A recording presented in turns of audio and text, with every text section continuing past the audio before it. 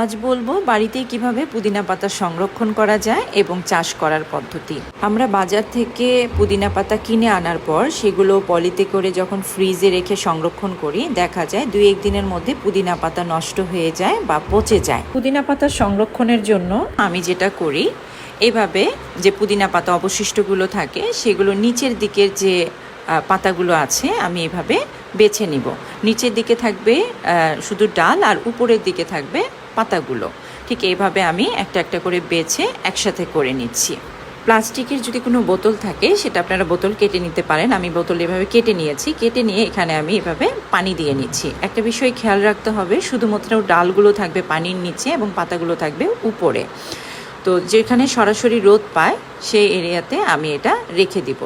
এই যে দেখতে পাচ্ছেন 2 সপ্তাহ আগে আমি এটা করেছিলাম, এখনও পর্যন্ত কিন্তু পাতাগুলো কি সুন্দর তাজা এবং সতেজ আছে। আর ডালগুলোতে দেখেন শিকড় হয়েছে।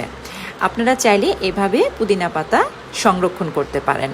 এখন আপনারা যদি চান যে বাড়িতেই এটাকে চাষ করবেন, সেক্ষেত্রে 2 সপ্তাহ পরে যখন শিকড় হবে ডালগুলোতে, শিকড় হবার পরে ছড়ানো কোনো মাটির টবে পুদিনা পাতা চাষ করতে হবে।